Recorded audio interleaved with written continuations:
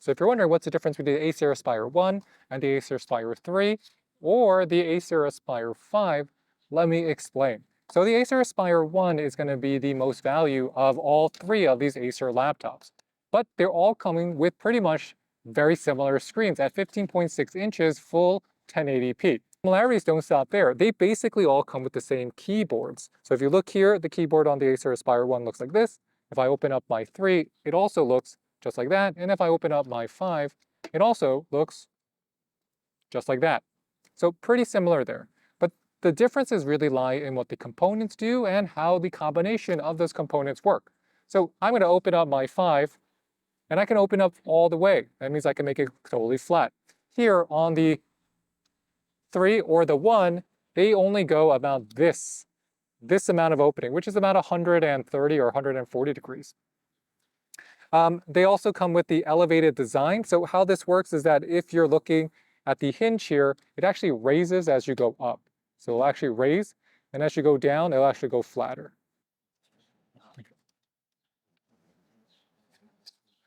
Now, I'm not going to spend too much on the Acer Aspire 5 because the Acer Aspire 5 will come with the most RAM, usually the most powerful. The differences will also come on the 3. It's coming with the DDR5 RAM versus the DDR4. So this 3 is going to have a faster RAM. And that means it's going to be able to handle multiple processes easier and faster. It's also coming with HDMI 2.1 versus 2.0, which means you're going to have better control and faster data transmission for video if you're connecting it to, let's say, a monitor or some type of projector. If you want better voice, the 3 is going to have better voice because it comes with the Acer purified voice, which just means it has some type of digital accelerometer separating what it's listening to and your voice. But overall use, where does the most big differences lie? It's going to be just in which one is actually going to have the better screen, how much battery life. Battery life is also going to be pretty similar. So let me turn on both. So this is our lock screen here, and this is our lock screen here. You notice that both are going to look pretty similar in terms of the screen quality, but if you're looking at battery life, also pretty similar.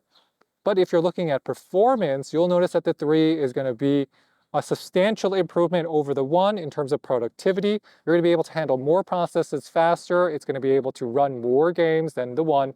The Acer Aspire 1 is really for productivity. It is really for schoolwork. It is really for using it for Google Sheets, similar to you would do with a Chromebook.